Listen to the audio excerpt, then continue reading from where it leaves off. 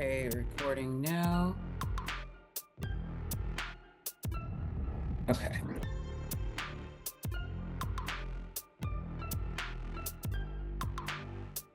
Episode 2. It's going to be loud, just telling you. Episode 2 of Unapologetically Dee. This is my absolutely gorgeous and beautiful mom. People call her Dot. Her full name is, I will let her tell you that as soon as we get into these questions. See, look how beautiful she is. Okay, here we go. Now, you've already learned a little bit about me, so now it's time for you to learn a little bit about this beautiful woman. So, Mom, for people meeting you for the very first time, how would you describe yourself? And before you do that, let's go ahead and tell the people your name. Well, my name is Dorothea Marie Bell. Oh, we don't have no sound. Uh-oh. You're a mute. I thought I took it off. I didn't? Wait.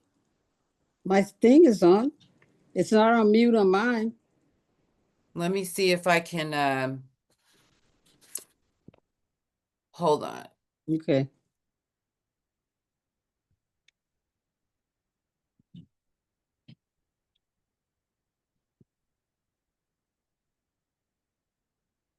Okay, want to try now? Hi, my name is Dorothea Marie Bell. Okay, there you are. We just had a little bit of technical difficulties, people. You know how we do. All right, so Unapologetically Dee, we are talking to my beautiful mom. Mom, the question was, for people meeting you for the first time, how would you describe yourself? And can you please tell the people your name? Well, my name is Dorothea Marie Bell. I think for people meeting me for the first time, how I would describe myself is that I am kind. I love talking to people. That's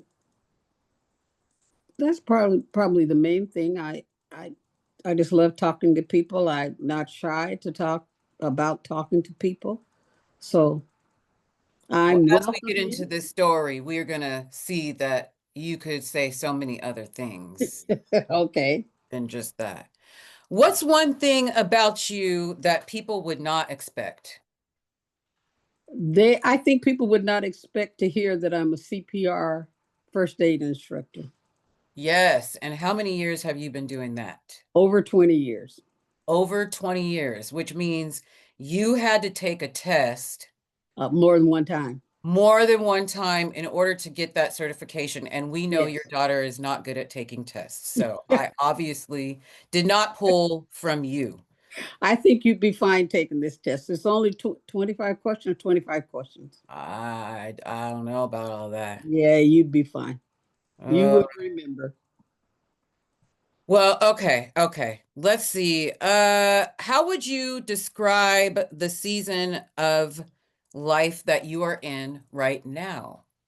Well, I would describe it as right now I am busy, even though I'm retired. I am happy. I'm very happy that all of my children, my grandchildren, are doing well, are healthy, and loving life. And I got a grandson that's getting married, so I'm very excited about that. Ooh, yes, he is. Yes. Okay, let's talk a little bit about some of the things that you have faced in life over the years. Mm-hmm. When you look back, what's been the hardest chapter of your life, would you say? You know, I was talking to your dad yesterday as we were on the way to teach a class, and there were three things that popped in my head, and I had to pray about it to decide which one to share. And I think the one that I'm going to share is the chapter that I had to go through when I lost my mom. That was pretty hard. It was very hard. I didn't accept it right away. I didn't believe that it happened. When we were told, my brother and sister, older brother and sister told us, and I did not believe it had happened. and I kind of ran out of the house, and I was trying to go to where my mom was last.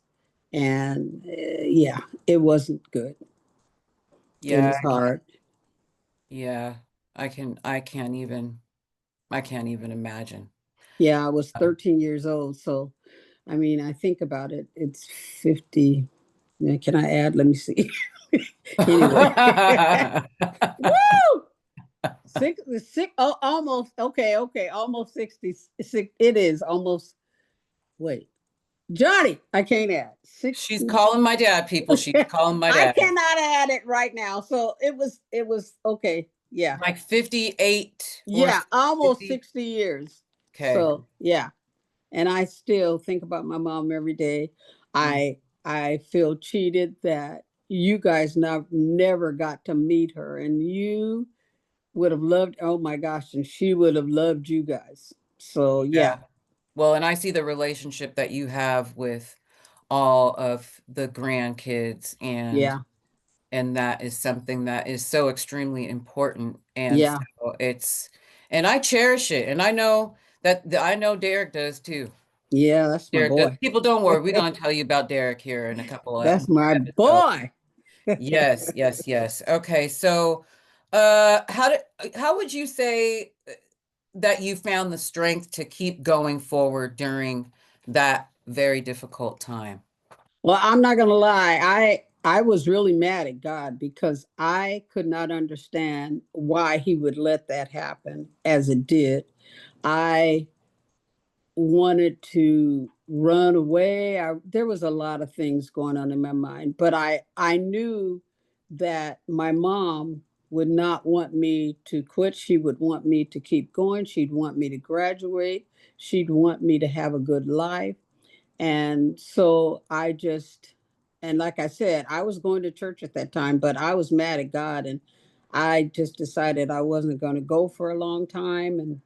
And then I said, this is not good. So, um, but it was hard. It was a hard time. Yeah, yeah. Were there moments that you felt like you didn't want to, not that you wanted to like be done with life in general, but like you just were done with feeling that way and you just wanted to move forward? So did you want to just forget about it? Try anything to try to make yourself feel better? I think that um, my sister, my oldest sister, had a son, Melvin. And Melvin, that little boy, he was like a son to me. So I put a lot of heart into him and to make sure that he was doing good. And so I would watch him, I'd take care of him. I I knew that me putting love into somebody else, affection into him, it would help not only him, but it would help me too to try to heal. So that's kind of how I did that. Mm. Um, And you guys still have a very good, very yeah, close bond. yeah, yeah, Melvin for is the sure. homie. Yeah. That We was my love first baby Melvin. boy. We love Melvin. Yeah. So this one is a good one. What role did faith or just your personal values play in your journey at that period in time? Wow. Um, I think that throughout all of my life, God has had a role. He's kept me from doing things that I didn't even know that He was there helping me with them. Because growing up, and even though I grew up in Seattle and then moved to Bellevue when I was 13, 14, and going to high school, I knew that God was there, and He was guiding me. I could have gotten into a lot of different bad situations, but I know there was somebody here saying, don't go there, don't do that. And so I don't know if it was me exercising so much my faith, but I know that I had somebody there protecting me. And And now I think about it, I think that even though my mom was not here, I think that she was helping guide me and saying, Or I think that I feel like if I had done some bad things, that it would have disappointed her, although she wasn't here. As I said, I felt that it would disappoint her. And that was the last thing that I wanted to do was disappoint my mom. That was the furthest thing from my mind to disappoint her. So yeah, so I think that my faith um, played a big role in where I am even today. Yeah. No, that's beautiful.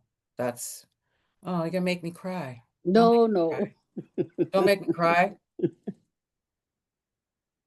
Let's talk about the relationship that you and I have, because we all know I was good, then I wasn't. We Well, call that my crazy years, people. My crazy years. There's about two, maybe two or three of them. So, from your perspective, how have you seen me grow and change over the years? well, yeah, you did have some time in there that you was like, woohoo, out there. Mhm. But I think that you had to grow up real fast, especially when you got pregnant with Derek. I watched you with Derek. I am so happy that there were some values that I had put in you, your father had put in you, that we saw you exercise them, use them with developing into a great mom for Derek. Thank You were you. young, but you did what you had to do. You put Derek first in everything that you were doing. You made sure he had what he needed. You Because of the time I think that you were out there doing your thing, or you thought you were doing your thing, which was making you happy, but it wasn't. um No, it wasn't, people. It really wasn't. I think you really learned and you exercised good thoughts and good judgment when it came to, okay, I need to do this in order to progress, to move forward, and to have the relationship that I need to have with my son, and to make sure that his needs are met and he's okay. Mm-hmm. So, and like I said, Devonna, you became a great, great mom. And you can see that in Derek now. And people would say that during the course of when he was growing up, how gentle, how nice, kind he was. And that doesn't come from nowhere. Yeah. It just He's doesn't. he's pretty special. Oh, very, He is very, pretty very. special. Yes, yes, yes. I feel very blessed. Yeah, Also too, you definitely the things that you and dad taught me, they were in my head. They were yeah. just scrambled up for a couple few years. Yeah, that's okay. They were there. They were there. Let's see. What's one thing you wish I understood about you sooner? Ooh, that's a good one. About me sooner? Mm-hmm. Oh, I thought that said about you. Okay, about me sooner. I wish that you knew sooner how much I valued you, how much I loved you, and how much I wanted nothing but the best for you. Gonna make me That's, cry. yeah, that makes me cry. I know, because I was acting Yeah.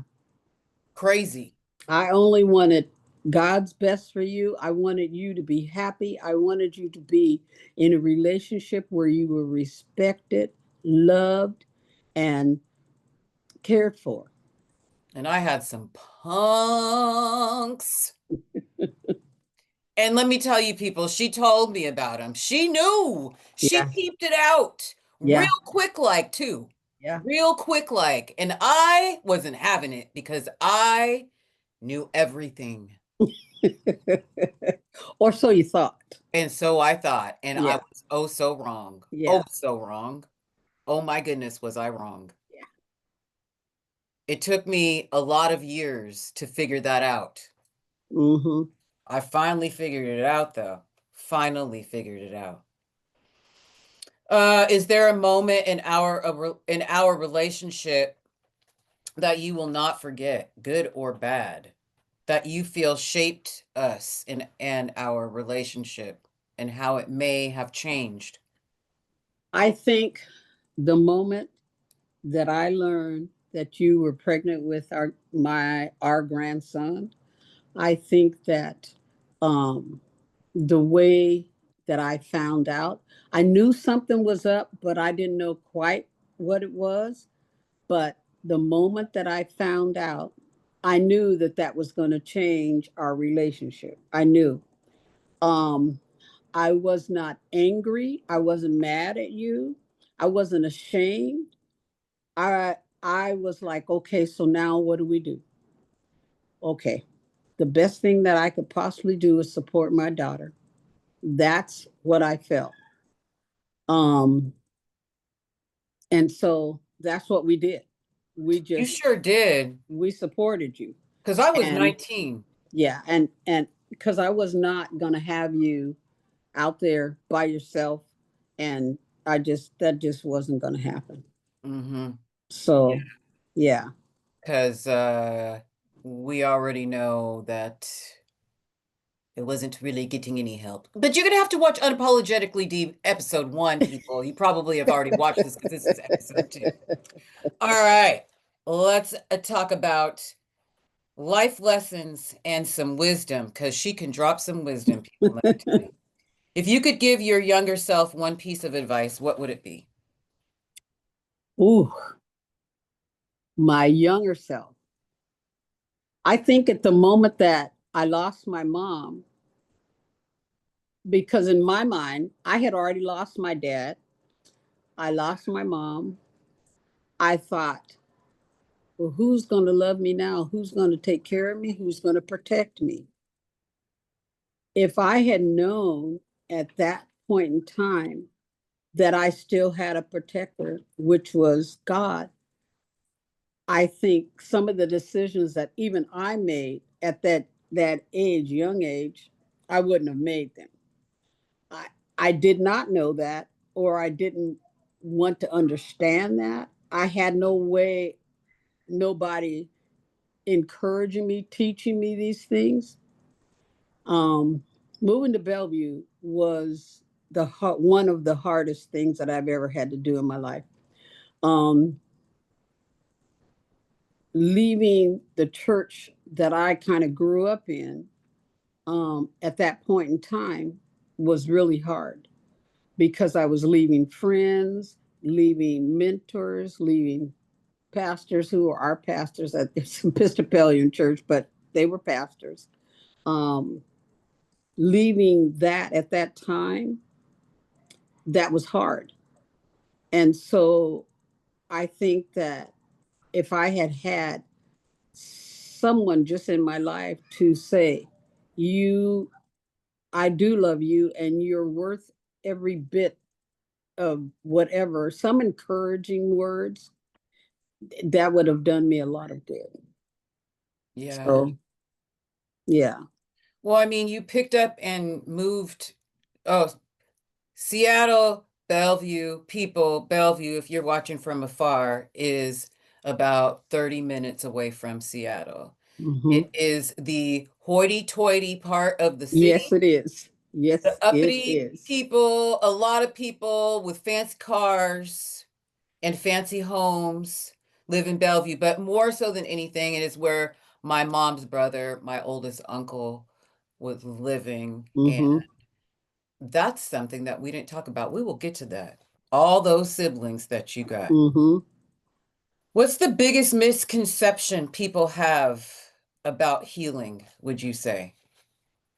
About healing. I think that people, and you know, you really can't put a time on people's healing. I Mm-hmm. think that people don't want to face the fact that they've gone through something and they do need healing, whatever that looks like for them.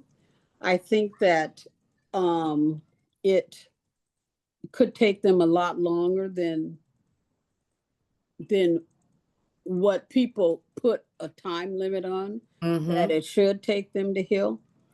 Um, I feel like the moment that you surrender and say, I don't know what to do with this situation, I need help. And if you get that help, and see, the thing is, in our culture, it is assumed, it has been that way for years, that Black people just buck up and don't ask or reach out for help. Mm-hmm. We ain't no different from nobody else. If we No. need to go and talk to somebody about something, we need to go and talk to somebody about something. Get Yep. somebody else's opinion. They may ask you questions. Okay, so what is it that you want from this? Whatever it is, if we surrender and seek that help, I think the healing process will be a lot easier and happen a lot sooner. Yes. Facts. Facts, people, facts. I told you she has wisdom to drop. All right, let me see. Let me see. How do you define strength now compared to when you were younger? Ooh, I don't know if I had as much strength as I have now. I know who I am. I know who I want to be. I know where I'm going in life. I have confidence. I do not let people just talk to me any kind of way that there is to talk. I'm not letting anybody No. put me down. Nope. Um, I am myself around everybody. I'm not changing because the atmosphere, the people around me change. I'm not doing that. I am me. And take it or leave it, I'm going to be me no matter what. Mm-hmm. I'm not harsh to people. I may tell you the truth, and it depends on the relationship that I have with that person, that I may tell them a little bit more of the truth. um and they may not want to hear it, and they may not want to be around me anymore, but I'm not going to lie to you. I'm going to tell you the truth. Mm-hmm. So No, and that is exactly what I want, and that is exactly what has gotten me in trouble over the years in all areas of my life, people. I have had bosses tell me that I should maybe just be a little bit more nice about the way that I say well, it. that's just them trying to quiet you down, and that's not good. I That's not can't good. be quiet. No, that's not I good. am grown, you are grown. Let's just have a grown people conversation. Yeah. Okay. And so Amen. I digress. And so Amen. what's one thing you hope people take away from hearing your story today? I hope people understand and realize not being your true self, not being confident in yourself, not loving yourself. I feel like if you don't love yourself first, you're not going to love anybody else. You Mm-hmm. have got to love yourself. You've got to accept yourself the way that you are. I mean, there are things, if you want to change them, seek out how to do that. But Mm-hmm. be yourself no matter who you're around. Just be yourself. Mm-hmm. So, See, you know where I get it, people? Right here. Fake and phony does not work. no, We need real. I am no, drawn to real. This is the woman that birthed me. That is the reason. And guess what? My dad don't like fake people either. no, no, And when you continue watching Unapologetically Dee, you will see he don't like no fake people. Guess what? Neither does my sis. no, None of us no, do. no, None of us do. mm-mm, no. Okay. So, my podcast is called Unapologetically Dee. Unapologetic because for many, many years, I always felt like I needed to quiet myself or not say what was on my mind, or no, I don't want to make people mad, or I don't want to rock the apple cart. Yeah. Yeah. It's not about that anymore. So what would you say unapologetic means to you? I think that it means I'm not saying sorry for something that I really think that is true.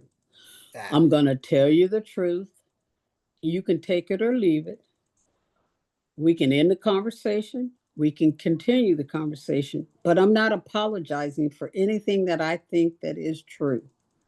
And sometimes my approach, the way I say something, may not be pretty fluffy. I don't do that. I'm going to tell you straightforward what I think, how I feel. And like I said, you can take it or leave it. But I'm not going to say I'm sorry for something that I believe is true. Just not going to do it.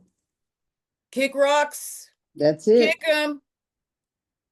And if you could leave one message for your family and friends for them to, just a message for them to, I guess, know you and who you are in a nutshell, what would that story or message be? Well, for my family, I would let them know that I love every single one of them, no matter what. I have and will always love you. Each one of you have a special place in my heart. For my friends, if I have friended you, and from the very beginning, I want you to know I don't I have associates, but I also have friends. Those friends are very precious to me. I relish our relationship. I nourish our relationship. I don't like one-sided relationships. If I feel that a person that I have friended and we're going back and forth, we're friends, and then all of a sudden on their side it stops, I'm not going to continue to reach out to you. I'm not going to continue to try to have a relationship with you. It's just not going to happen. I No. don't have time for that. There are too many other people in this world that I can be friends with. When I'm a friend, I am loyal to the end. But like I said, if you don't want to have that friendship with me, it's okay. I don't have a problem with it. Mm-hmm. I'm not going to reach out to you anymore. I won't bother you because to me, that's what it would be. I'm bothering you. Mm-hmm. I'm not into that. Mm-mm. You So got way too much to give. yeah, I now like I said, I love people, and I always want good people around me, ones Mm-hmm. that are encouraging, ones that have good things to say. I don't want people that are whoa is me. I don't want that. I I don't know we need don't it. got Don't time want for that that. because it drains you. It Yes. drains you, and I don't need that. So Yes. yeah, We don't need no soul suckers. That's what they're no, that's called. I don't need exactly what nobody that. sucking my That's soul away. exactly what that is. There are too many Soul other suckers. things out there. It's like they attach themselves A leech. like a leech, an octopus, and they just suck and drain you. Yeah. Yeah, we don't got time for that. No, No, no, no. no, not at all. So Is there anything else you want the people to know about some of the things that you have had to endure, some of the struggles that you have had? And it could be anything. It could be in your professional space, it could be personal, it could be if you want to well, talk about like how you have felt with medical situations. oh, that's a whole nother story. Well, I Dot Bell have had a few medical things that I have had to face, but there's one thing, and I have lupus, and I had gone to our lupus banquet dinner, and they asked me to share it. There's one thing that I shared at that banquet, and I've shared it with other people. I have never once in my life asked God, why me? Why me? Why me? I don't do the why me thing. It has happened. I deal with it. I take care of myself. I do what the doctors tell me to do. It's not easy because people look at you and well, you don't look sick. Am I supposed to look sick? I have lupus. You don't always see what's going on with me. I don't complain about it. I don't do that. I choose not to. So you may never know when I'm not having a good day. Yeah. But there are days that are not Yeah. good. And you just keep on pushing forward every single Keep time. on trucking, keep on trucking. That's, you I know, have I have 4 grandchildren, yeah. almost 5 now. My grandson getting married. I have too much to live for to get depressed about this, to be down about it. I just keep on trucking. I have to. Mhm. I refuse to let the devil steal my joy. I See, refuse. people, see, I and that, refuse. you know, Mom, your story, just with that alone, is so inspirational and motivational that I feel like we need to dedicate an entire episode to making people aware of lupus and just talking about your story and the things that you saw for from yourself, the engagements that you were a part of, the people Mm-hmm. that you interacted with and met, and Yeah. the connections that you've made, how your family has dealt with these different things Yeah. over the years, all of that. So we're going to do that. And Yeah. let me tell you, people, these stories that I bring to you are from real people. They are going to motivate you. They are going to inspire you. And they are going to make you realize that there are so many other people out there in this world that deal with things on an everyday basis Yeah. Yeah. that you might be able to draw something from. Mm-hmm. So just keep Mm-hmm. watching. Just keep watching, people. I'm Yeah. telling you right now, it is going to be fun and exciting and a good time. Mm-hmm. Thank you so much for hanging out. Make sure you subscribe, hit like, and follow. Follow me on IG at D off mute. And if you're here, you already know how to find me on YouTube. Thank you so very much. And Mom, thank you. And I love you. Oh, I love you too, honey. Thank you. All right.